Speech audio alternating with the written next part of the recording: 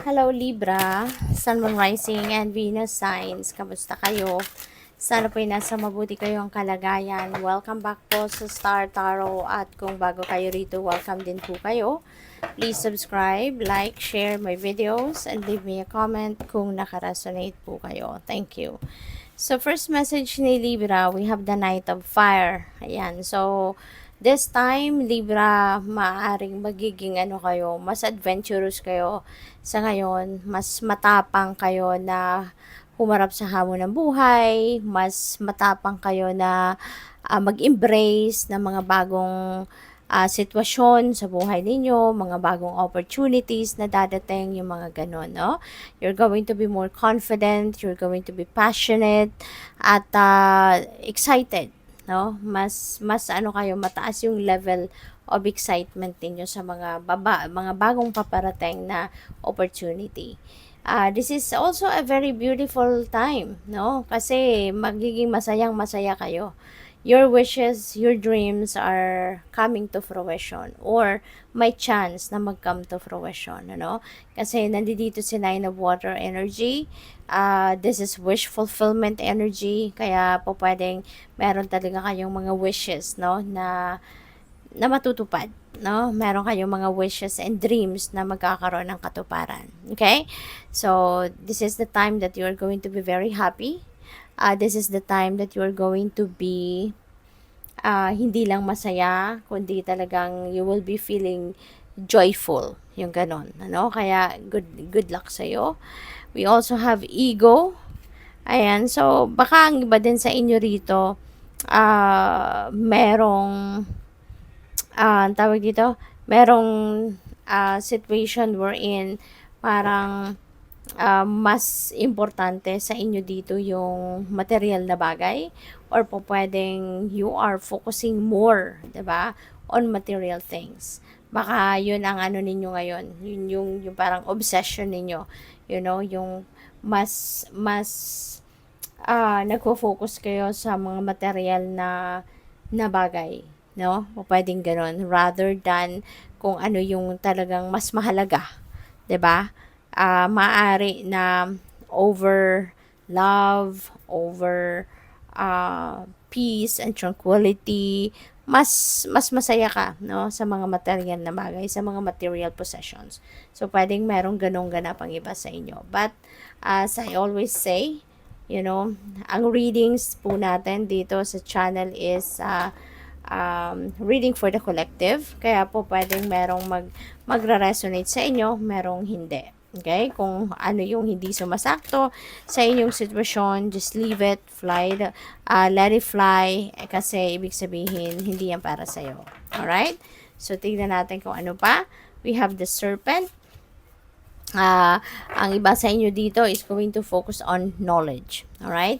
Acquiring more knowledge. Pwedeng ang iba sa inyo mas siguro mag-focus din sa pag-aaral, pag-research, enhance, no? Yung aalamin ninyo ano bang mga pwede ninyong gawin to enhance your skills, your talents, yung mga ganon, yung mga spiritual gifts ninyo, yung ganon, ano? And this is also about healing, baka ang iba sa inyo, baka may mga physical ailments at rest assured, no, na magsisimula din kayo makaramdam na or makakaramdam na kayo paunti-unti ng paggaling, no? Makakaramdam na kayo paunti-unti ng pag-improve ng inyong pakiramdam, no? Magkakaroon na kayo ng magkakaroon na kayo ng strength muli, mararamdaman nyo nang muli yung physical strength and vitality, yung ganon. So, what else? We have the spider. Ayan. So, may mga opportunities dito sa inyo for creative projects, no? So, pwedeng related yan dito sa energy ni Knight of Fire na since this is creative project, so talagang siguro ito din yung inyong passion, ito din yung inyong magaling siguro kayo dito sa larangan na to, yung creative prowess ninyo, maaaring may mapapractice ninyo, magagawa ninyo yan, no? Pwedeng ito yon, no? Maaring eto na yung passion ninyo, may express nyo na, magagawa nyo na, whatever it is, no, that you love to do. So, good for you. We also have risk, no? Pero siguro, you need to take risk, no? Maaring yung opportunity na to, it will require you to take risk, no? It will require you to um, embrace a totally new situation para sa iyo. Kasi baka hindi ito yung typical, no, na magiging trabaho ninyo, pwedeng gano'n. Kaya siguro kailangan mo na sumubok, no, ng bagong ganap. Okay? So, pwedeng this is totally different, no? Baka yung dynamics dito is totally different from what you used to do, 'di ba? Or what you used to experience. Kaya maaring kailangan mo dito na sumubok ng totally different scenario, kumbaga. So, what else? Tingnan natin kung ano pa ang ganap.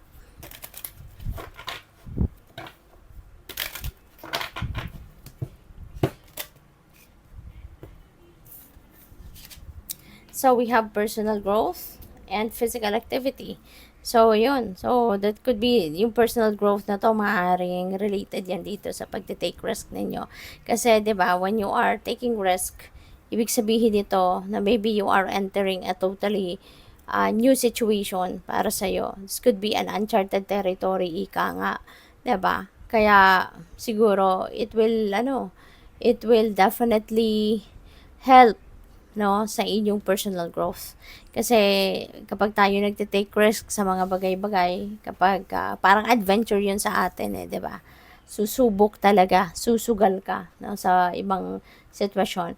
At sa mga bagay na 'yan, sa mga pagkakataon na 'yan, diyan tayo natututo. Diyan tayo nag-grow. Diyan tayo nag-evolve, no? Diyan tayo nagta-thrive. Kaya maaring makakapag-contribute, no, yung projects na to, yung creative projects na to that you're going to take risk on is siguro contributing big time, no, sa inyong personal growth. So, that's really good. And this is an invitation also para sa iyo to engage more siguro in physical activity.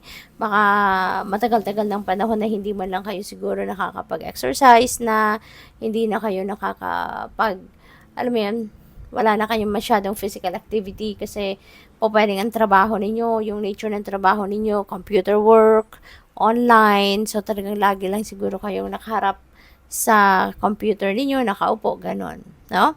So, kaya this is an invitation for you to engage more in physical activity. Happy ending. So, napakaganda, Libra. So, meron kang happiness with the Nine of Water kasi meron kayong mga wishes and tawag dito, dreams, no, that are coming to fruition. At ngayon, magkakaroon din kayo ng happy ending. No? So, magiging masaya din in the end, no, ang mga kaganapan sa buhay ninyo. So, this is really good.